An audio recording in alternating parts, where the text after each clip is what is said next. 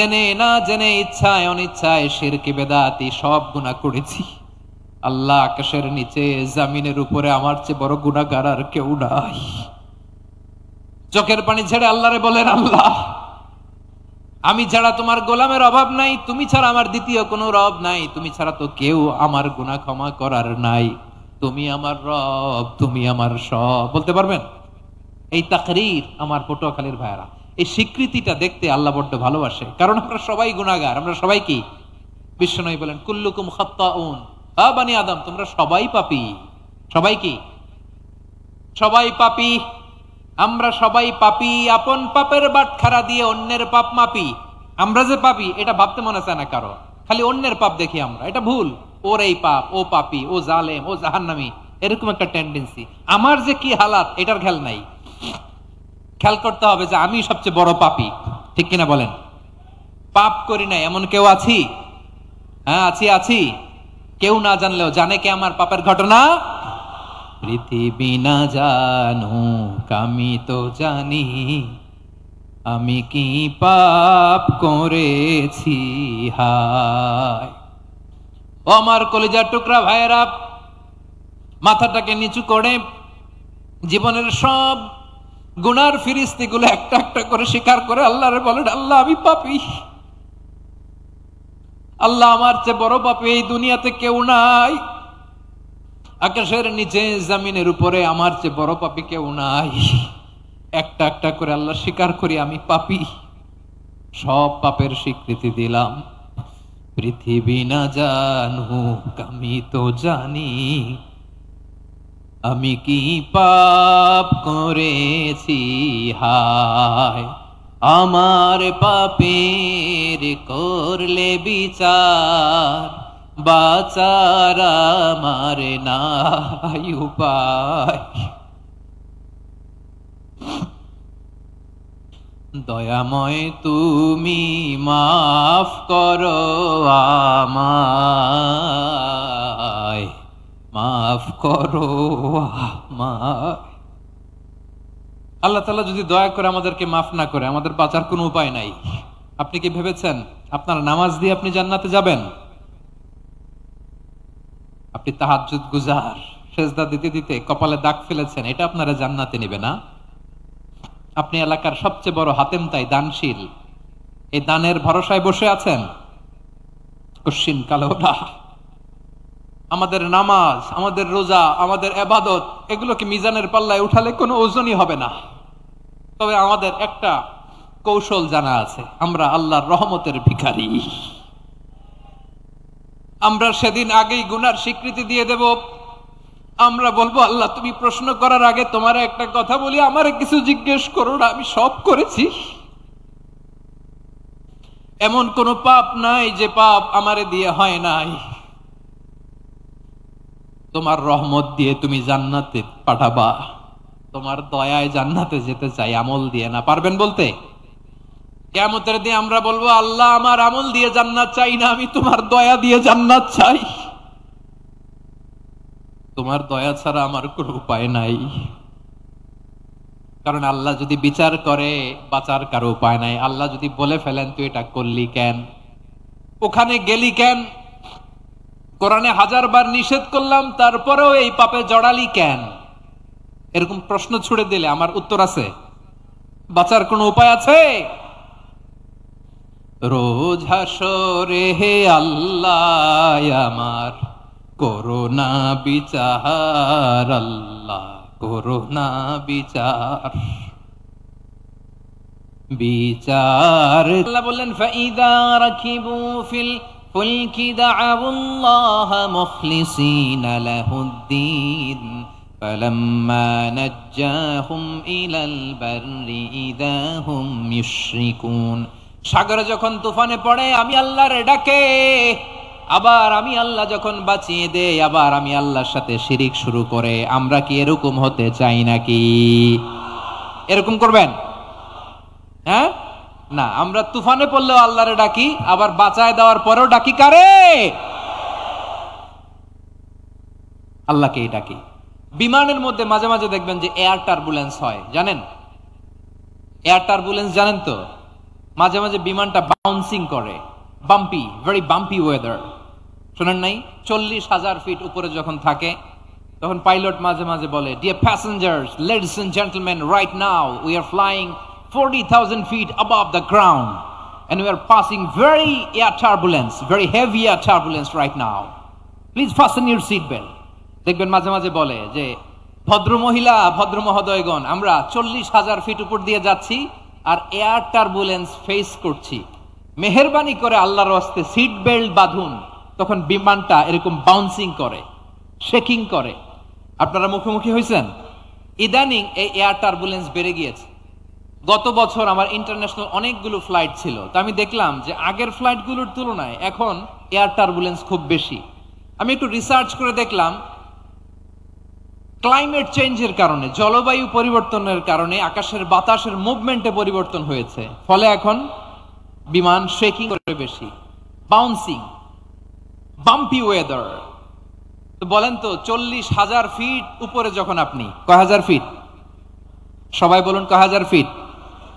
40,000 fit উপরে যখন আপনি, তখন যখন বিমানটা এরকম বাউন্সিং করে, সবাই যখন ভমিটিং করে বিমান নষ্ট করে দেয়, বমি করে, তখন বাঁচানোর কে আছে আল্লাহ ছাড়া? কেউ আছে? ওই মুহূর্তেও সবাই মিলে একজনের ডাকে আওয়াজ করে বলেন, তিনি কে? মাঝে মাঝে কিছু সোশ্যাল মিডিয়ায় কিছু ভিডিও পাওয়া যায় যে হেভি যখন এয়ার টার্বুলেন্স হয়, 10 সেকেন্ড 15 সেকেন্ডের কিছু ভিডিও পাওয়া যায়, বিমানটা এরকম বাউন্সিং করছে, বাম্পি ওয়েদার, কাঁপছে, মানুষগুলো বমি করছে, অক্সিজেন মাসগুলো সব ঝুলে পড়েছে, বিমানটা শুধু কাঁপছে। তখন দেখবেন বিমানের ভেতরেও এরকম লঞ্চের মতো চিৎকার আছে না নাই? বিমানের ভেতরেও তখন চিৎকার। গত বছর হিথ্রো এয়ারপোর্ট থেকে সিঙ্গাপুর এয়ারলাইন্সের একটা ফ্লাইট, হিথ্রো টু চাঙ্গি, একটা ফ্লাইটে এমন বেশি এয়ার টার্বুলেন্সের শিকার হয়েছিল ওই এয়ারক্রাফটটা, 33 জন যাত্রী সেখানে আহত হয়েছে, একজন যাত্রী নিহত হয়েছে। কেবিন ক্রুজ, এয়ার হোস্টেস যারা আছে, একজনের নাক ফেটে, চোখ ফেটে, কপাল ফেটে, ব্লিডিং হয়ে শয়লা। প্রিয় ভাইয়েরা, ওই 40,000 ফিট উপরে বিমানটা যখন কাঁপবে, তখন আমাদেরকে আল্লাহ ছাড়া আর কেউ বাঁচানোর আছে? এত আসতে বললে হবে? ওই কঠিন মুহূর্তে আমার বাবা আমারে বাঁচাতে পারে, আমার বন্ধু আমারে বাঁচাতে পারে। এই গ্রাউন্ডে, জমিনের বুকে আমার প্রোটোকল, আমার ক্ষমতা, আমার দাম্ভিকতা, কোনো কিছু আমারে বাঁচাতে পারে? একজন ছাড়া। চিল্লায় বলতে হবে, তিনি কে? সে আল্লাহ বললেন, গোলাম, আমি বিপদের সময় ঠিকই তোমাদের বাঁচিয়ে দেই। ওই বিমানের ভেতরে 40,000 ফিট উপরে যখন তোমরা এয়ার টার্বুলেন্সের শিকার হও, তখন নাস্তিকও আল্লাহরে ডাকে, হিন্দু আল্লাহরে ডাকে। জোরে বলেন ঠিক কিনা? আবার বিমানটা যখন শান্ত হয়ে যায়, একটু পরেই বিমানের স্ক্রিনের মধ্যে হিন্দি সিনেমা খোঁজে। বিমানের স্ক্রিনে কিন্তু বিশাল ওখানে আফলাম, ফিল্মের একেবারে বোঝাই করা। বিমানটা শান্ত হলে আবার হিন্দি সিনেমা দেখা শুরু করে। একটু আগে ডাকছিল কারে? দেখবেন বাংলাদেশে আমাদের ক্রিকেটাররা যখন অন্য কোনো দেশের সাথে খেলে, অনেক সময় এমন হয়, বল বাকি একটা, রান দরকার 6টা। বল বাকি কয়টা? পটুয়াখালী বুঝে নাই বোধহয়। বল বাকি কয়টা? রান দরকার। আপনি দেখবেন ক্যামেরাম্যান তখন গ্যালারিতে খালি দেখায় দর্শকদের যে কি অস্থিরতা। হিপ হপ স্টাইলের মেয়েটা, যে মেয়েটার ওড়না এতক্ষণ ছিল গলায়, এতক্ষণ কই ছিল, ওই মেয়েটা দেখবেন ওড়নাটা টেনে মাথায় দিয়ে এরকম মুনাজাত ধরতেছে, আল্লাহ আল্লাহ, একটা ছক্কা, আল্লাহ আল্লাহ, আমার লাল সবুজের পতাকারে তুমি অপমানিত কইরো না আল্লাহ, ইন্ডিয়ার সাথে আমাদের খেলা, আল্লাহ আল্লাহ, একটা ছক্কা, একটা। পুরো খেলা জুড়ে এই মেয়ের ওড়না ছিল গলায়, কিন্তু যখন 1 বলে 6 রান দরকার, ওড়না চলে আসছে কোথায়? মাথায়। আবার মুনাজাত আছে না নাই?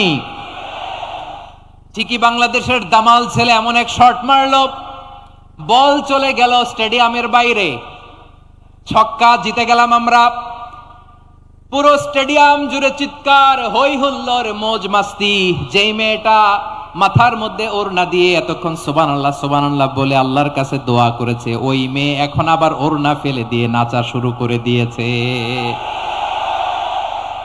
তাহলে আল্লাহর ভয়, আল্লাহর প্রতি আস্থা, বিশ্বাস, ভালোবাসা, এটা কি ক্ষণিকের জন্য? মানে আমার যখন লাগবে তখন আল্লাহর ইউজ করবো নাকি? হ্যাঁ, বিপদে আপদে, সুখের সময় দুঃখের সময়, সচ্ছল অসচ্ছল অবস্থায় বিশ্বাসীরা ভরসা রাখে একজনের উপর। চিৎকার করে বলো পটুয়াখালী তিনি কে? সে আল্লাহ বললেন, গোলাম মনে করো না জাহাজ থেকে সদরঘাটে ভিড়িয়ে দিলাম তুমি নিরাপদ হয়ে গেছো। মনে করো না 40,000 ফিট থেকে সেফ ল্যান্ডিং এর পরে এয়ারপোর্টে নেমে গেলেই তুমি নিরাপদ হয়ে গেছো। ও মিয়া, বিপদ কি শুধু সাগরে আর আকাশে? ঘরের বিপদও, ঘরের ভেতরও বিপদ আসতে পারে কি পারে না? এজন্য সূরা মুলক আল্লাহ বললেন, আমিনতুম মান ফিস সামাই আন ইয়াখসিফা বিকুমুল আরদা ফাইযা হিয়া তামুর। তোমরা কি ভাবছো তোমরা নিরাপদ? সাগরের মধ্যে তুফান, আল্লাহ আল্লাহ ডাকলাম, সদরঘাটে যেয়ে পড়ছি, বাইসা গেছেন তো আপনি। আর পাবে আপনারে আল্লাহ? আল্লাহর তো সাগরের মাঝখানে তো আল্লাহ আপনারা পাইছিল, আর তো পাবে না। আর পাবে আপনারে? আর আল্লাহ ধরতে পারবে আপনারে? ঘরের ভেতরও বিপদ দিয়ে আটকাতে পারে কে? 5 স্টার 7 স্টার হোটেলের ভেতরও আমাকে বিপদের মধ্যে ফেলে দিতে পারেন কে? আল্লাহ বললেন, তোমরা কি ভেবেছো তোমরা নিরাপদ? আমি চাইলে ল্যান্ডস্লাইডস, ভূমি ধস দিয়ে 1 লক্ষ এক মুহূর্তে নিয়ে যেতে পারি। এক সুনামি দিয়ে থাপ্পড় মেরে 3 লক্ষ সাগরের ভেতরে ঢুকাই দিতে পারি। 1 সেকেন্ডও লাগে না আমার। আম আমিনতুম মান ফিস সামাই আন ইউরসিলা আলাইকুম হাসিবা ফাসাতা'লামুনা কাইফা নাযীর। আল্লাহ চাইলে আকাশ থেকে পাথর বৃষ্টি নাজিল করতে পারেন কি পারেন না? এই মুহূর্তে এখানে ভূমিকম্প দিতে পারেন কি পারেন না? আচ্ছা, ভূমিকম্প যখন হয় আমাদের কারো হুঁশ থাকে? আপনি মনে করছেন আমরা সাধারণ মানুষ, আমরা দৌড় দেই, আর প্রেসিডেন্ট প্রধানমন্ত্রী ওনারা বুঝি খাটে শুয়ে থাকে? কথা বুঝে নাই বোধহয়। ভূমিকম্প, আর্থকোয়েক যদি হয়, বাঁচার জন্য আমরা কি করি? হয় খাটের তলায়, ডাইনিং টেবিলের নিচে, উপরে শক্ত কিছু আছে এটার নিচে, অথবা ঘর থুইয়া দেও দৌড়। তো প্রধানমন্ত্রী উনি কি করে? প্রেসিডেন্ট উনি কি করে? হ্যাঁ, উনি খাটের মধ্যে যে শুয়ে থাকে নাকি? উনিও দৌড়, সাধারণ মানুষও দৌড়, প্রধানমন্ত্রীও দৌড়, বাড়িওয়ালাও দৌড়, ভাড়াটিয়াও দৌড়, সবাই দৌড়। নাকি ভাড়াটিয়ারা বাড়ি থুইয়া দৌড়, বাড়িওয়ালারা আর বেরোয় না? এরকম না। তাহলে যে কোনো মুহূর্তে ভূমিকম্প দিয়ে নাস্তানাবুদ করতে পারে কে? আমার প্রিয় ভাইয়েরা, আমরা নিরাপদ নই, আমরা তার দয়ায় বেঁচে আছি। কার দয়ায়? এজন্য আল্লাহ বললেন, গোলাম যে কোনো মুহূর্তে বিপদ দিয়ে তোমাদেরকে নাস্তানাবুদ করতে পারি। বিশ্বাসী বলে যদি নিজেকে দাবি করো, সব সময় ডাকতে হবে একজন সত্তাকে। বলেন তিনি কে? এই কথা ক্লিয়ার? এই সবগুলো উদাহরণ শেষে সবার কাছে ক্লিয়ার হয়েছে না যে বিপদ থেকে, আপদ থেকে, পরীক্ষা থেকে, ক্যালামিটি থেকে আমাদেরকে কেউ বাঁচাতে পারে না একজন সত্তা ছাড়া। আবারও বলেন তো তিনি কে? ক্লিয়ার? হ্যাঁ, সবাই বুঝতে পারছেন? আচ্ছা, এবার আমরা দেখি বিষ্ণু ঈসা ইসলামের জীবনে বিপদ আপদ ছিল কিনা। উনি বিপদ আসলে কিভাবে ডিল করতেন, বিপদ আসলে কোন দোয়া পড়তে হয়, কিভাবে ফরিয়াদের হাত উত্তোলন করতে হয়, কিভাবে রবের দরবারে নতজানু হয়ে ফরিয়াদ করতে হয়, এটা জানার দরকার আছে না নাই? আসুন আমরা বিশ্বনবীর জীবনী থেকে দেখি বিপদ আসলে উনি কি করতেন। বিপদ আসলেই প্রথমে বিশ্বনবী সাল্লাল্লাহু আলাইহি ওয়াসাল্লাম একটা দোয়া পড়তেন। কি পড়তেন? তিনি পড়তেন, ইন্না লিল্লাহি ওয়া ইন্না ইলাইহি রাজিউন। নিশ্চয় আমরা আল্লাহর জন্য, নিশ্চয় আমরা কার দিকে ফিরবো ভাই? আবার কার দিকে ফিরবো? আওয়াজ করে বলুন তো, আমরা এসেছি কার কাছ থেকে? আবারও ফিরে যাব কার কাছে? এজন্য বিশ্বনবী পড়ছেন, ইন্না লিল্লাহি ওয়া ইন্না ইলাইহি রাজিউন। নিশ্চয় আল্লাহর জন্য, ওই আল্লাহর দিকেই আমরা ফিরে যাব। তারপরে বিশ্বনবী পড়তেন, আল্লাহুম্মা আজুরনি ফি মুসিবাতি ওয়াখলুফ লি খায়রাম মিনহা। একসাথে প্রথমে পড়তেন ইন্না লিল্লাহি ওয়া ইন্না ইলাইহি রাজিউন, তারপর পরই পড়তেন আল্লাহুম্মা আজুরনি ফি মুসিবাতি ওয়াখলুফ লি খায়রাম মিনহা। মানে আল্লাহ, এই যে আমি বিপদে ধৈর্য ধারণ করলাম, এটার সব তুমি আমারে দাও, আর যেটা হারালাম এর চেয়ে ভালো কিছু দিয়ে মেকআপ করে দিও, ভালো কিছু দিয়ে বদল করে দিও। সুবহানাল্লাহ পড়েন। তাহলে বিপদ আসলে আমরা কি পড়ব? কথা বলেন। এই যে আমি শুয়েছিলাম, নাশিদ গাচ্ছিল ওরা, এদেশে পরস্পরে দেখা হলে দেয় সালাম, এদেশে আমজনতার হৃদয় জুড়ে পাক কালাম, এদেশে বিপদ এলে সর্বজনে সর্বক্ষণে দোয়া পড়ে ইন্না লিল্লাহ। কি পড়ে? সুবহানাল্লাহ সুবহানাল্লাহ সুবহানাল্লাহ সুবহানাল্লাহ। এদেশে আজান শুনে সূর্য ওঠে শহর গ্রামে, এদেশে আজান শুনে সূর্য ডুবে সন্ধ্যা নামে, এদেশে সকল কাজে সবাই বলে বিসমিল্লাহ, এদেশে ভালো কিছু দেখে শুনে হাসি মুখে সবাই বলে মাশা আল্লাহ। সুবহানাল্লাহ পড়ে। তাহলে বিপদ এলে আমরা কি পড়ি? কথা বুঝলে সবাই উত্তর দিতে হবে। বিপদ এলে কি পড়ি? তাহলে বিপদ এলেই আমরা এখন থেকে ইন্না লিল্লাহ পড়বো, নাকি হাই হুতাশ করবেন?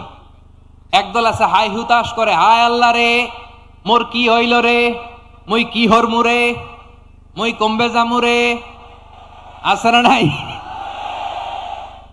এরকম বিলাপ করতে নিষেধ করেছেন বিশ্বনবী। কি করব, কই যাব, কি হবে, হায় হায়, এরকম হাহুতাশ আছে না নাই? বিশ্বাসীরা হাহুতাশ করে না, তারা ইন্না লিল্লাহ পড়ে। কি পড়ে মনে থাকবে? আমরা পড়বো ইন্না লিল্লাহি ওয়া ইন্না ইলাইহি রাজিউন। নিশ্চয়ই আমরা আল্লাহর জন্য, আমরা আল্লাহর দিকেই ফিরে যাব।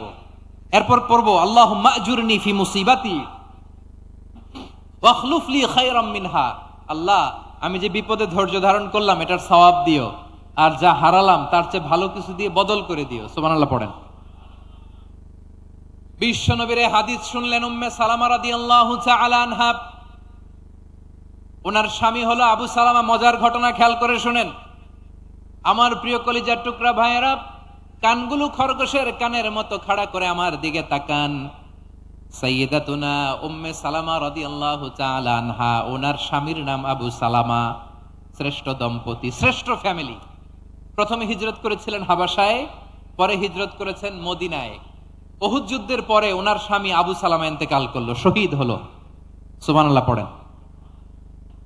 যখন আবু সালামা ইন্তেকাল করলো, উম্মে সালামা রাদিয়াল্লাহু তাআলা আনহা কেঁদে কেঁদে হয়রান। আর নবীর শিখানো বাণী অনুযায়ী তিনি বারবার পড়ছিলেন ইন্না লিল্লাহ। কি পড়ছিলেন?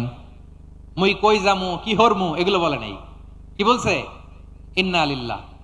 যেহেতু বিশ্বনবী বলেছেন কেউ যদি বিপদের প্রথম ধাক্কায় পড়ে ইন্না লিল্লাহি ওয়া ইন্না ইলাইহি রাজিউন, আল্লাহুম্মা আজুরনি ফি মুসিবাতি ওয়াখলুফ লি খায়রাম মিনহা, তাহলে এই বিপদে যে সে যা হারালো তার চেয়ে শ্রেষ্ঠ কিছু দিয়ে আল্লাহ তার বদল দিয়ে দিবে। এই হাদিস শুনে উম্মে সালামা রাদিয়াল্লাহু তাআলা আনহা ওনার প্রাণ প্রিয় স্বামী আবু সালামার ইন্তেকালের পরে চোখের পানি ছাড়ে আর পড়ে ইন্না লিল্লাহি ওয়া ইন্না ইলাইহি রাজিউন, আল্লাহুম্মা আজুরনি ফি মুসিবাতি ওয়াখলুফ লি খায়রাম মিনহা। বারবার এই দোয়া পড়ে চোখের পানি ছাড়ে, এই দোয়া পড়ে চোখের পানি ছাড়ে। আর মনে মনে বলে আবু সালামার মতো ভালো মানুষ মদিনাতে নাই, আবু সালামার চেয়েও ভালো মানুষ মদিনাতে নাই। তার চেয়ে ভালো মানুষ কি করে আল্লাহ তাআলা আমারে দিবে? তার চেয়ে ভালো মানুষ তো আমি মদিনাতে দেখি না। চোখের পানি দিয়ে বুক ভাসায় আর নবীর হাদিসের উপর আমল করে পড়ে ইন্না লিল্লাহি ওয়া ইন্না ইলাইহি রাজিউন, ইন্না লিল্লাহি ওয়া ইন্না ইলাইহি রাজিউন। পড়তে পড়তে চোখের পানি ছাড়ে আর চিন্তা করে বিশ্বনবী বললেন এই দোয়া পড়লে যেটা হারালাম তার চেয়ে ভালো কিছু দিয়ে আল্লাহ পুরস্কার দেয়। আবু সালামের চেয়ে ভালো মানুষ মদিনার মধ্যে আর কে হতে পারে? কি আজীব তামাশা, কি অবাক করা ঘটনা। কিছুদিন পরে দেখা গেল সাইয়্যিদুল মুরসালিন রাহমাতাল লিল আলামিন স্বয়ং বিশ্ব নবী উম্মে সালামাকে বিয়ের প্রস্তাব পাঠিয়েছে। স্বয়ং বিশ্ব নবী উম্মে সালামা রাদিয়াল্লাহু তাআলা আনহাকে বিয়ের প্রস্তাব পাঠিয়েছেন। উনি রাজি হয়ে গেলেন, বিয়ে হয়ে গেল। উনি হয়ে গেলেন উম্মুল মুমিনিন, আমাদের মা, পুরো মুসলিম উম্মার মা। চিৎকার করে বলেন আল্লাহু আকবার। তাহলে আমার প্রাণ প্রিয় ভাইয়েরা, বিপদে পড়লে আমরা পড়বো ইন্না লিল্লাহি ওয়া ইন্না ইলাইহি রাজিউন, আল্লাহুম্মা আজুরনি ফি মুসিবাতি ওয়াখলুফ লি খায়রাম মিনহা। পড়বেন? পড়বেন না? যারা যারা বিপদ আসলে এই দোয়াটা পড়বেন এখন থেকে আওয়াজ করে ইনশাআল্লাহ বলেন। যা হারাইছেন তার চেয়ে শ্রেষ্ঠ জিনিস দিয়ে বদলা দিবে কে? বিশ্বাস হয়? একটু সন্দেহ লাগে মনে হয়, একটু সন্দেহ আছে? যাদের বিশ্বাস হবে তাদের কি আল্লাহ উত্তম বদলা দিবে, ঠিক কিনা বলেন? তাহলে বিপদে পড়লেই প্রথমে আমরা এটা পড়ব। দোয়াগুলো যদি এখন মুখস্থ না হয়, এই যে রেকর্ডিং হচ্ছে, পেয়ে যাবেন, কালকেই পেয়ে যাবেন। শুনে শুনে মুখস্থ করবেন। আমার মায়েরা, আমার বোনেরা, আপনাদের জন্য 3টি মাঠের অ্যারেঞ্জমেন্ট করা হয়েছে, আমি জানি। আপনারা এই দোয়াগুলো পড়বেন, আপনার স্বামীকে শেখাবেন, সন্তানকে শেখাবেন, আপনার পুরো পরিবারটাকে জান্নাতের টুকরো বানিয়ে দিবে কে? তাহলে বিপদ আসলে প্রথমে কি পড়তে হবে এটা জেনে গেলাম। এরপরে বিপদ আসলে নিজেকে কি করে আল্লাহর কাছে সঁপে দিতে হয় এটাও জানার দরকার আছে না নাই? বিপদে প্রথমে ইন্নালিল্লাহ পড়লাম, ধৈর্য ধারণ করলাম, বিপদ থেকে উদ্ধারের সর্বোচ্চ চেষ্টা করলাম। আমার কাজ যখন শেষ, তখন আমি আমার এই বিষয়টা আল্লাহর কাছে সঁপে দিব। কার কাছে সোপর্দ করব? কার কাছে? বিপদে বললে কেমন করে নিজেকে আল্লাহর কাছে সঁপে দিতে হয়, আসুন সাইয়েদনা ইব্রাহিম আলাইহিস সালামের জীবনী থেকে জানি। আল্লাহর খলিল ইব্রাহিম আলাইহিস সালাম আমাদের মতো সমাজ ব্যবস্থা পায় নাই। আমরা জন্মের পরে আমাদের কানের ভেতরে আজান দিয়েছে কে? একামত দিয়েছে কে? আমাদের বাপদাদারা আমাদের কানে আজান দিয়েছে কি? দেয় নাই। আমাদের জন্মের পরেই তো আজান, একামত, বাড়ির পাশে মসজিদ, প্রতিদিন আজান, জুমার খুতবা, প্রতি মাসে মাসে তাফসিরুল কোরআন মাহফিল, মসজিদ, মিনারা, অভাব নাই। ঠিক কিনা বলেন? আপনি যেই সুন্দর ইসলামিক এনভায়রনমেন্ট পেয়েছেন, আমাদের ইব্রাহিম খলিল উনিও কি এরকম পেয়েছিলেন? হ্যাঁ, উনি জন্মের পর পরে ওনার কানে আজান দিছে কেউ? আমার প্রিয় ভাইরা, আগা গোড়া একটা শিরকি পরিবেশ উনি জন্মগ্রহণ করেছেন। উনি ছাড়া ওই তল্লাটে একজনও আল্লাহর উপর বিশ্বাসী নাই। কল্পনা করতে পারেন? গোটা তল্লাটে, গোটা দেশে বিশ্বাসী মুমিন, আল্লাহর উপর বিশ্বাস স্থাপনকারী কয়জন? সবাই বলেন কয়জন? বাকি সব মুশরিক। বাকি সব মুশরিক নিজের সাথে নিজে শক্ত বোঝাপড়া করে, অ্যানালজি করে, সেলফ কনভারসেশন করে উনি মহা সত্যের সন্ধান পেয়েছেন। উনি আকাশের তারা দেখে ভাবে মনে হয় এটাই আমার খোদা, পরে দেখে তারা নাই, মনে মনে বলে না তাইলে এটা না। আবার চাঁদ দেখে বলে চাঁদটা বড় মায়া লাগে, মনে হয় এটাই আমার রব, পরে দেখে চাঁদও নাই, কয় না এটা না। এরপরে দ্বীপ প্রহরের জলজলে সূর্যটা খাঁ খাঁ করে গোটা পৃথিবীটারে রৌদ্র দিয়ে তাতিয়ে রাখে। তিনি ভাবলেন মনে হয় এটাই আমার রব, কারণ এটাই তো সবচেয়ে বড়। কিন্তু বিকেল বেলা ওই সূর্যটাও যখন চলে যায়, সাইয়েদনা ইব্রাহিম বলে না এটাও তো নাই, আমার খোদা যদি আমারে ছেড়ে চলে যায়, বিপদে পড়লে আমারে উদ্ধার করবে কে? এভাবে নিজের সাথে অ্যানালজি, সেলফ কনভারসেশন করতে করতে করতে তিনি মহা সত্যের সন্ধান পেয়েছেন। সুবহানাল্লাহ পড়েন। সব শেষে তিনি ডিসিশন নিয়ে ঘোষণা দিলেন, ইন্নী ওয়াজ্জাহতু ওয়াজহিয়া লিল্লাযী ফাতারাস সামাওয়াতি ওয়াল আরদা হানিফান ওয়া মা আনা মিনাল মুশরিকিন। নিশ্চয় আমি এমন সত্তার দিকে মনোনিবেশ করলাম, মুখাপেক্ষী হলাম, যিনি আকাশ বানিয়েছেন, জমিন বানিয়েছেন, আমি মুশরিক নই। সুবহানাল্লাহ। পারতেন? আপনি পারতেন? কেউ নাই, লক্ষ লক্ষ মুশরিক, আপনি একা। ওনার মতো এরকম বিচক্ষণতা দিয়ে আল্লাহরে খুঁজে পাইতে পারতেন আপনি? কি নবী ছিল, আল্লাহকে খুঁজে পেয়েছে। যখন আল্লাহর ইবাদত শুরু করলো, এই কথা ছড়ায় পড়লো চারদিকে। নমরুদ সাইয়েদনা ইব্রাহিমকে ডেকে পাঠালেন। নমরুদ বলে, ইব্রাহিম তুমি নাকি মূর্তির পূজা না করে কোন নতুন রবের ইবাদত করো, কে তোমার রব? সাইয়েদনা ইব্রাহিম বললেন, রব্বি আল্লাযী ইউহয়ী ওয়া ইউমীত, আমি এমন রবের ইবাদত করি যিনি জীবন দেন, যিনি মৃত্যু দেন। নমরুদ বলে, তাই নাকি? তোমার রব জীবন দেয়, মৃত্যু দেয়? আর এটা তো আমি দেই, আমিও তো জীবন দেই, আমিও তো মৃত্যু দেই। সাইয়েদনা ইব্রাহিম বললেন, কেমন করে তুমি জীবন দাও, মৃত্যু দাও, একটু দেখাও তো। নমরুদ জেলখানা থেকে দুজন কয়েদিকে ডেকে আনলো। কয়েদি এনে অর্ডার করলো, একটাকে এখনই শিরোচ্ছেদ, হেড অফ, ডেথ পেনাল্টি, মৃত্যুদণ্ড দেয়া হলো। ফিনকি দিয়ে রক্ত বেরোলো। নমরুদ বলে, দেখো দুজনকে ধরে আনলাম, একজন কয়েদিকে দিলাম ডেথ পেনাল্টি, মৃত্যুদণ্ড, ওরে মৃত্যু দিলাম। আরেকজন যে দাঁড়িয়ে আছে, চাইলে ওরেও আমি মৃত্যুদণ্ড দিতে পারি, কিন্তু না, ওরে আমি দিব না, ওরে আমি বাঁচাইয়া দিলাম, ছেড়ে দিলাম, মানে জীবন দিলাম। দেখো ইব্রাহিম, তোমার চোখের সামনে একজন রে মৃত্যু দিলাম, আরেকজন রে জীবন দিলাম। আপাত দৃষ্টিতে তাই তো, একজন রে তো জীবন দিল, আরেকজন রে মৃত্যু দিল। সাইয়েদনা ইব্রাহিম এবার বিপাকে পড়ে গেলেন। কিন্তু এক একজন নবীকে আল্লাহ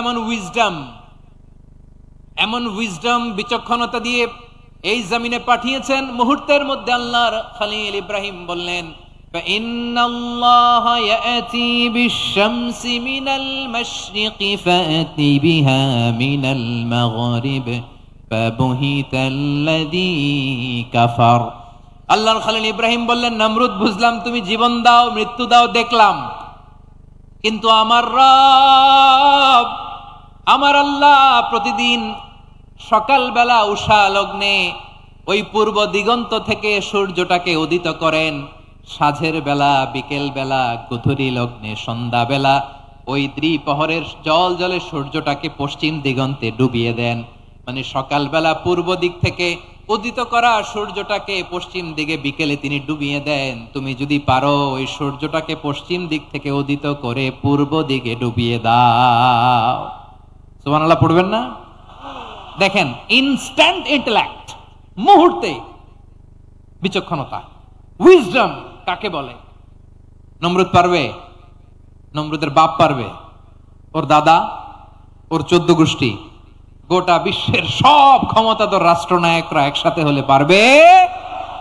বা বুহিতাল্লাযী কাফার পারে নাই, ব্যর্থ হয়েছে। এবার তেলে বেগুনে জ্বলে উঠেছে, রেগে মেগে আগুন বলে ফালকুহু ফিল জাহিম। ওর সাথে তর্ক নাই, না পেরে এবার এটারে আগুনে ফেলা। বিশাল বিশাল গাছ কেটে লাকড়ি এনে আগুনের কুণ্ডলি বানানো হলো, দাউ দাউ দাউ দাউ করে আগুন জ্বলে। আল্লাহর খলিল ইব্রাহিমকে আগুনে নিক্ষেপ করা হবে। আল্লাহর খলিল সাইয়েদনা ইব্রাহিমের হাতের মধ্যে রশি দিয়ে টাইট করে বাঁধা হলো, পায়ের মধ্যেও টাইট করে রশি দিয়ে বাঁধা হলো। আল্লাহর খলিল ইব্রাহিমকে আগুনের কুণ্ডলির মধ্যে ফেলা হবে। ও মিয়া, আপনি যে বিপদের কারণে ভয় পান, হতাশ হন, এটা কোনো বিপদ ওনার বিপদের সামনে? পটুয়াখালী আওয়াজ করে বলুন, সাইয়েদনা খলিল ইব্রাহিমের বিপদের সামনে আমাদের বিপদগুলো কোনো বিপদ? এটা কোনো বিপদই না, এটা কোনো বিপদই না। হাত পা বেঁধে টাইট করে নিক্ষেপ করা হবে, সিম্পলি ফেলা যাবে না, কারণ দাউ দাউ করে দ্য ব্লেজিং ফায়ার, এমন আগুনের কুণ্ডলি, কাছে যাওয়া যায় না, আগুনের উত্তাপে নিক্ষেপ করা হবে। হাতে রশি বেঁধে, পায়ে রশি বেঁধে আল্লাহর খলিল ইব্রাহিম আলাইহিস সালামকে আগুনের মধ্যে নিক্ষেপ করা হবে। আহা, এটার বলে অগ্নি পরীক্ষা। উনি অগ্নি পরীক্ষার সম্মুখীন হয়েছিলেন। এজন্য কঠিন পরীক্ষাকে আমরা অগ্নি পরীক্ষার সাথে তুলনা করি, ঠিক কিনা? সাইয়েদনা জিবরাইল এসে বললেন, ও আল্লাহর খলিল, ওরা তো আপনার হাতও বেঁধে ফেললো, পাও বেঁধে ফেললো, নড়াচড়ার সুযোগ নাই, বলেন আমি জিবরিল ফেরেশতা আপনার জন্য কি করতে পারি? আল্লাহর খলিল ইব্রাহিম বলেন, ও জিবরাইল, তোমার কাছে আমার কোনো চাওয়া পাওয়া নাই। সুবহানাল্লাহ বলেন। তোমার কাছে বলার কিছু নাই, তোমার সাহায্যের আমার দরকার নাই। সাইয়েদনা ইব্রাহিম আলাইহিস সালামকে হাতে পায়ে রশি বেঁধে, হাত পা বাঁধা অবস্থায় জ্বলন্ত অগ্নিকুণ্ডে যখন নমরুদের দলবল নিক্ষেপ করবে, আল্লাহর খলিল কিভাবে নিজেকে আল্লাহর কাছে সঁপে দিয়েছেন, পটুয়াখালীর ভাইরা খেয়াল করে শুনুন। হাত পা বেঁধে আল্লাহর খলিলকে যখন নিক্ষেপ করা হবে, তিনি মুখ ফুটে বলে ফেললেন, হাসবুনাল্লাহু ওয়া নি'মাল ওয়াকিল। হাসবুনাল্লাহু ওয়া নি'মাল ওয়াকিল, আমার জন্য আল্লাহই যথেষ্ট, আমার জন্য আল্লাহই যথেষ্ট। তিনি আমার সবচেয়ে বড় গার্ডিয়ান, তিনি আমার সবচেয়ে বড় অভিভাবক। জিব্রাইলের সাহায্যের অফারকে ফিরিয়ে দিলেন, দুনিয়ার বুকে কারো কাছে কিছু বলেন নাই, মুখ ফুটে বলেছেন হাসবুনাল্লাহ।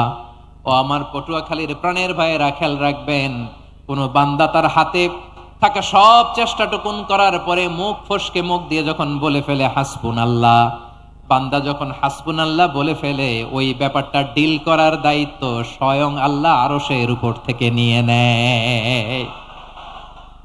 আপনি যখন বলে ফেলবেন হাসবুনাল্লাহ, এটা ডিলিং করবে কে তখন? চিল্লায় বলেন না, তিনি কে? বান্দা তার সাধ্যের সবটুকু চেষ্টার পরে নতজানু হয়ে যখন বলবে হাসবুনাল্লাহ, আল্লাহ তুমি আমার জন্য যথেষ্ট, নি'মাল ওয়াকিল, তুমি আমার শ্রেষ্ঠ অভিভাবক, তখন তার কি দরকার না দরকার এটা ডিল করে স্বয়ং আল্লাহ। নিক্ষেপ করা হলো সাইয়েদনা ইব্রাহিমকে অগ্নিকুণ্ডলিতে। হাজার হাজার মানুষের দৃশ্য দেখার জন্য জড়ো হয়েছে এরকম বিশাল ময়দানে। কিন্তু কি অবাক করা ঘটনা, সবাই ভয় পাচ্ছিল, না জানি কি হয়ে যায়। আল্লাহর খলিলকে যখন আগুনের কুণ্ডলিতে নিক্ষেপ করা হয়, আল্লাহর খলিল ইব্রাহিম আগুনের কুণ্ডুলির মধ্যে বসে বসে মানুষগুলোর দিকে তাকিয়ে হাসতে শুরু করে দেয়। কারণ আকাশ থেকে রব্বুল আলামিন স্পেশাল ভার্ডিক্ট নাজিল করেছেন, স্পেশাল হুকুম জারি করেছেন, কুলনা ইয়া নারু কুনি বারদান ওয়া সালামান আলা ইব্রাহিম। ও আগুন খবরদার, সৃষ্টির শুরু থেকে তোকে একটা ধর্ম আমি বাতলে দিয়েছিলাম, তোর ধর্ম, আগুনের ধর্ম হলো যা পাবে জ্বালিয়ে ছারখার করবে। আল্লাহ বলল, আগুন তোর ধর্ম দিয়েছিলাম, তুই সব জ্বালিয়ে পুড়িয়ে ছারখার করে দিবি, কিন্তু ক্ষণিকের জন্য আমি তোর জ্বালিয়ে দেওয়ার ক্ষমতাটাকে কেড়ে নিলাম, জ্বালিয়ে ভস্ম করে দেওয়ার ক্ষমতা আমি কেড়ে নিলাম। কুনি বারদান, ঠান্ডা হয়ে যা, কিন্তু এত বেশি ঠান্ডা হবি না আবার আমার ইব্রাহিমের জন্য সর্দি লেগে না যায়। সুবহানাল্লাহ, এত আসতে বললে হবে? কুনি বারদান, বার্দ মানে বরফ, ঠান্ডা, ঠান্ডা হ, কিন্তু এত ঠান্ডা হবি না যাতে আমার ইব্রাহিমের কষ্ট হয়। আগুন বলে, আল্লাহ একবার বললা ঠান্ডা হ, আবার বলো এত ঠান্ডা হবি না যাতে খালিলের সর্দি না লাগে। কেমন ঠান্ডা হব, কেমন এনভায়রনমেন্ট তৈরি করে দেব বলো। আল্লাহ বললেন, সালামান আলা ইব্রাহিম, আমার খলিল, আমার কলিজা, আমার ইব্রাহিমের জন্য তুই জান্নাতের গুল বাগিচা হয়ে যা। ও ভাই, নবী মুসার মতো ঈমান হলে রাস্তা হবে সাগর জলে, নবী ইউসুফের মতো ঈমান হলে একে একে দরজা খোলে। নবী ইব্রাহিমের মতো ঈমান যদি আজও থাকে বিদ্যমান, অগ্নিকুণ্ডে দেখতে পাবে খুবসুরত এক ফুল বাগান। কুলনা ইয়া নারু কুনি বারদান ওয়া সালামান আলা ইব্রাহিম। বান্দা যখন মুখ দিয়ে বলে হাসবুনাল্লাহ, আমার আল্লাহ আমার জন্য যথেষ্ট, এই বলে যখন নিজেকে সঁপে দেয়, তার কি লাগবে ওই দায়িত্ব স্বয়ং নিয়ে নেয় কে? সবাই বলেন, স্বয়ং নিয়ে নেয় কে? তাহলে আমার প্রিয় ভাইরা, বিপদের শুরুতেই আমরা বলবো ইন্না লিল্লাহ। শুরুতে কি বলবো? এরপরে যেই বাক্যটা পড়ে নিজের পরিস্থিতিকে আল্লাহর দরবারে সঁপে দিব, সেটা হচ্ছে হাসবুনাল্লাহ। সেটা কি? বিষ্ণু বলেন, লা ইয়াজালু লিসানুকা রাতাবান মিন যিকরিল্লাহ, সব সময় আল্লাহর স্মরণ দিয়ে, জিকির দিয়ে জিহ্বাটারে সিক্ত রাখো। আর শয়তানু জাসিমুন আলা কলবি ইবনে আদম, শয়তান বনি আদমের কলবে খামচি মেরে বসে থাকে।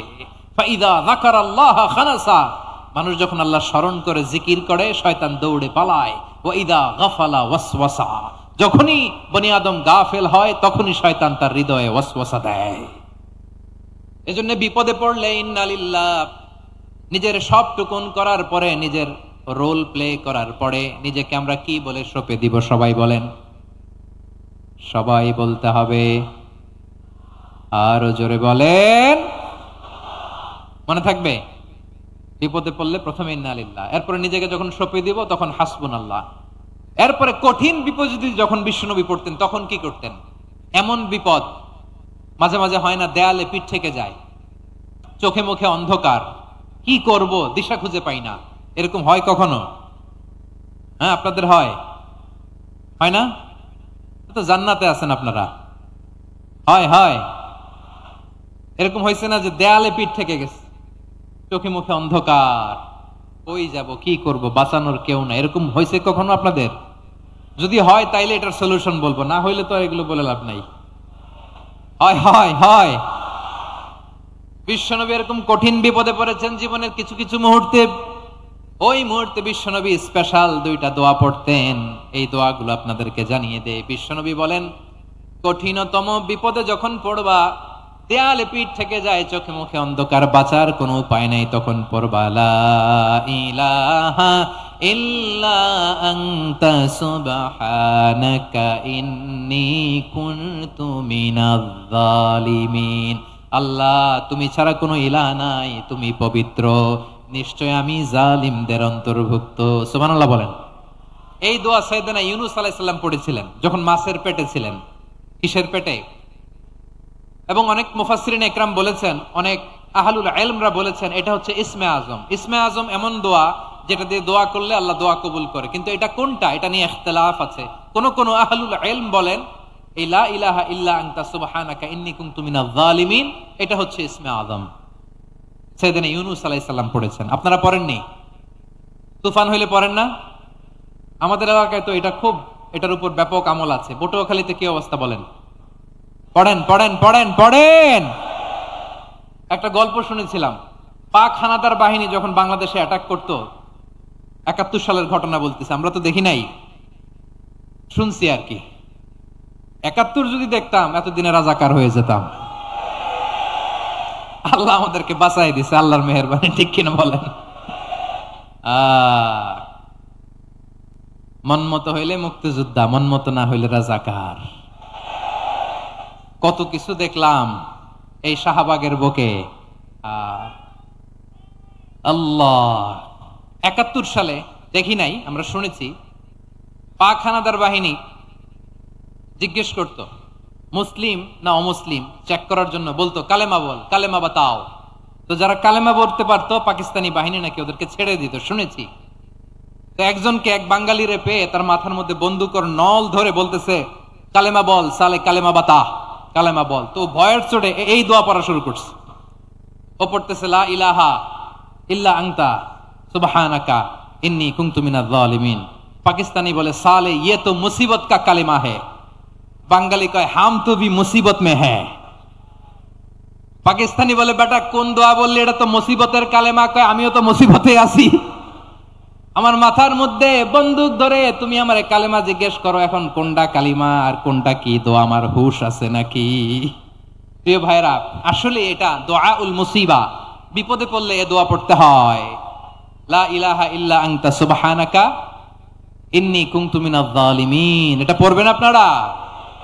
এই দোয়া পড়ে সাইয়েদনা ইউনূস আলাইহিস সালাম মাছের পেট থেকে রক্ষা পেয়েছিলেন। রক্ষা করেছিল কে? তুমি ইউনূস নবীরে যখন খাইলো মাছেতে গিলিয়া, ফেরেশতা পাঠাইয়া দিলে ইসমে আযম দিয়া।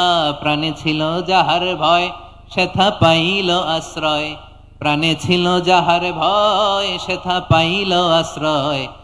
মাছের পেট হতে সে যে পেল পরিত্রাণ। আল্লাহু আল্লাহু তুমি জাল্লে জালালুহু, শেষ করা তো যায় না গে তোমার গুণগান। আল্লাহু আল্লাহু, সুবহানাল্লাহ পড়েন। লা ইলাহা ইল্লা আনতা সুবহানাকা ইন্নী কুনতু মিনাজ জালিমিন। বিশ্বনবী বললেন, দেয়ালে পিঠ থেকে গেলে, চোখে মুখে অন্ধকার, বাঁচার কোনো উপায় নাই, তখন এই দোয়াটা পড়তে হবে। এই দোয়া পড়ে আল্লাহর কাছে ফরিয়াদ করলে বিপদ মুক্ত করবেন কে? কেন এই দোয়াটা আল্লাহর কাছে বড্ড প্রিয় জানেন আমার ভাইয়েরা? কারণ এই দোয়ার মধ্যে 3টা জিনিস আছে। আমি যেরকম আঙ্গুল উঁচু করেছি এরকম করেন তো। 3টা, কয়টা? 3টা। 1 নম্বরে হচ্ছে তাওহীদ, 2 নম্বরে তাসবিহ, 3 নম্বরে তাকরীর। আই রিপিট, আবারও বলছি, 1 নম্বরে তাওহীদ, 2 নম্বরে তাসবিহ, 3 নম্বরে তাকরীর। এই দোয়াটা আল্লাহর কাছে এত পছন্দনীয় কারণ এ দোয়ার প্রথম অংশে আছে তাওহীদ, আল্লাহর একত্ববাদের ঘোষণা। লা ইলাহা ইল্লা আনতা, ও আল্লাহ আপনি ছাড়া কোনো ইলাহ নাই, উপাস্য নাই, একথা বললে আল্লাহ বড্ড খুশি হয়ে যায়। সুবহানাল্লাহ পড়েন। এ দোয়ার দ্বিতীয় অংশে আছে তাসবিহ, মানে আল্লাহর প্রশংসা, প্রশংসা সূচক বাণী। সুবহানাক সুবহানাক সুবহানাক, ও আল্লাহ আমি আপনার পবিত্রতা ঘোষণা করছি, সুবহানাক। একথা শুনলেও আল্লাহ খুশি হয়ে যায়। সুবহানাল্লাহ পড়েন। এই দোয়ার তৃতীয় অংশে আছে তাকরীর, তাকরীর মানে পাপের স্বীকৃতি। তাকরীর মানে কি? তাকরীর মানে পাপের স্বীকৃতি। এই দোয়ার তৃতীয় অংশে আছে ইন্নী কুনতু মিনাল জালিমিন, ও আল্লাহ আমি জালিমদের অন্তর্ভুক্ত। আল্লাহ আল্লাহ আমি জালেম, আল্লাহ আমি ভুল করেছি, অন্যায় করেছি, আল্লাহ আমি জালেমদের অন্তর্ভুক্ত। এই পাপের স্বীকৃতি, অ্যাকনলেজমেন্ট আল্লাহ বড্ড পছন্দ করে। যখন আল্লাহর কাছে আপনি ছোট হবেন, ছোট হতে হতে যত ছোট হবেন ওই দৃশ্যটা দেখতে আল্লাহ বড্ড পছন্দ করে। সুবহানাল্লাহ বলেন। 3 নম্বর অংশ ইন্নী কুনতু মিনাজ জালিমিন, আল্লাহ আমি জালেমদের অন্তর্ভুক্ত। সাইয়েদনা আদম আলাইহিস সালাম ভুল করে যখন নিষিদ্ধ গাছের ফুল খেয়ে ফেললেন, ফল খেয়ে ফেললেন, আল্লাহ বললেন আদম ক্ষমা পেতে চাইলে তুমি আর হাওয়া মিলে স্বীকৃতি দাও, পাপের স্বীকৃতি। আর পড়ো রব্বানা ظلمنا أنفسنا وإن لم تغفر لنا وترحمنا لنكونن من الخاسرين ও আল্লাহ আমি আদম আর হাওয়া জালামনা আনফুসানা আমরা আমাদের নফসের উপর বড় জুলুম করেছি আল্লাহ ওয়া ইল্লাম তাগফির লানা ওয়া তারহামনা আপনি যদি ক্ষমা না করেন আপনি যদি দয়া পরবশ না হন আপনি যদি রহম না করেন আমরা তো ক্ষতিগ্রস্তদের মধ্যে শামিল হয়ে যাব এই দোয়া করার সাথে সাথে সাইয়েদনা আদম আর হাওয়া আলাইহিস সালামকে ক্ষমা করে দিলেন কে তাহলে এই দোয়ার 3 নম্বর অংশ তাকরীর এটা আল্লাহ বড় পছন্দ করে আমার কলিজার টুকরা ভাইয়েরা গুনাহ করে স্বীকার যেতে হবে এটা আল্লাহ ভালোবাসেন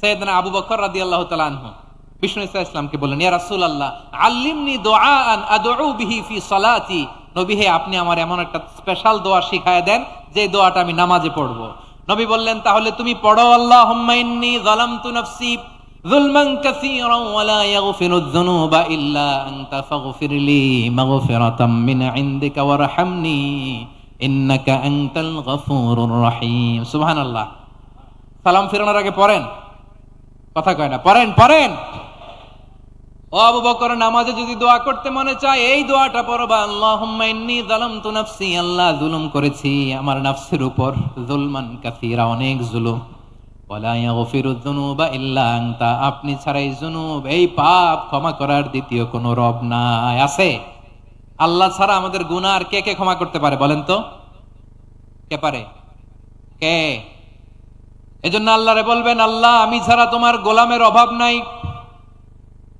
ও আমার রব আমি ছাড়া এই জমিনের বুকে তোমার গোলামের অভাব নাই কিন্তু তুমি ছাড়া তো আমার দ্বিতীয় কোনো রব নাই পারবেন বলতে পারবেন চোখের পানি ছেড়ে আল্লাহরে বলবেন আল্লাহ তুমি আমার রব তুমি আমার সব কি বলবেন আল্লাহ আমারে রব সবাই বলুন আল্লাহ আমারে রব দমে দমে তনু মনে তারি অনুভব আল্লাহ আমারে রব আল্লাহরে বলেন আল্লাহ তুমি আমার রব তুমি আমার সব আল্লাহ আমি ছাড়া এই জমিনে তোমার গোলামের অভাব নাই তুমি ছাড়া আমার দ্বিতীয় কোনো রব নাই এ কথা বলে চোখের পানি ছেড়ে আল্লাহরে স্বীকৃতি দেন আল্লাহ আমি পাপী আল্লাহ জামিনে আমার চেয়ে বড় পাপী আর কেউ নাই ওযু করে সিজদায় লুটিয়ে পড়ে চোখের পানি ছেড়ে আল্লাহরে পাপের স্বীকৃতি দেন আল্লাহ এমন কোন জুলুম নাই গুনাহ নাই আমি করি নাই সগীরা কবিরা জেনে না জেনে ইচ্ছায় অনিচ্ছায় শিরকি বেদাতি সব গুনাহ করেছি আল্লাহ আকাশের নিচে জমিনের উপরে আমার চেয়ে বড় গুনাহগার আর কেউ নাই চোখের পানি ছেড়ে আল্লাহরে বলেন আল্লাহ আমি ছাড়া তোমার গোলামের অভাব নাই তুমি ছাড়া আমার দ্বিতীয় কোনো রব নাই তুমি ছাড়া তো কেউ আমার গুনাহ ক্ষমা করার নাই তুমি আমার রব তুমি আমার সব বলতে পারবেন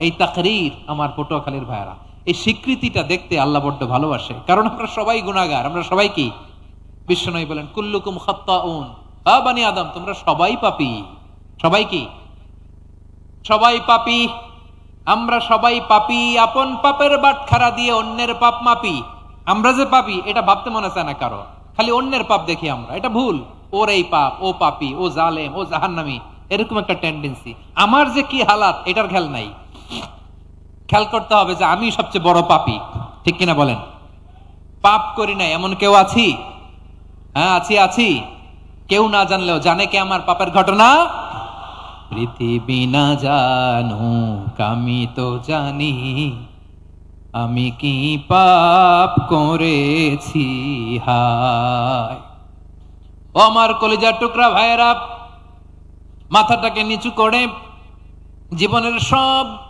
গুনার ফিরিস্তিগুলো একটা একটা করে স্বীকার করে আল্লাহরে বলেন আল্লাহ আমি পাপী আল্লাহ আমার চেয়ে বড় পাপী এই দুনিয়াতে কেউ নাই আকাশের নিচে জমিনের উপরে আমার চেয়ে বড় পাপী কেউ নাই একটা একটা করে আল্লাহ স্বীকার করি আমি পাপী সব পাপের স্বীকৃতি দিলাম পৃথিবী না জানুক আমি তো জানি আমি কি পাপ করেছি হায় আমার পাপের করলে বিচার, বাঁচার আমার নাই উপায়। দয়াময় তুমি মাফ করো আমায়, মাফ করো আমায়। আল্লাহ তাআলা যদি দয়া করে আমাদেরকে মাফ না করে, আমাদের বাঁচার কোনো উপায় নাই। আপনি কি ভেবেছেন আপনার নামাজ দিয়ে আপনি জান্নাতে যাবেন? আপনি তাহাজ্জুদ গুজার, সেজদা দিতে দিতে কপালে দাগ ফেলেছেন, এটা আপনারা জান্নাতে নেবে না? আপনি এলাকার সবচেয়ে বড় হাতেম তাই দানশীল, এই দানের ভরসায় বসে আছেন, কশিন কালো না। আমাদের নামাজ, আমাদের রোজা, আমাদের ইবাদত, এগুলোকে মিজানের পাল্লায় উঠালে কোনো ওজনই হবে না। তবে আমাদের একটা কৌশল জানা আছে, আমরা আল্লাহর রহমতের ভিখারি।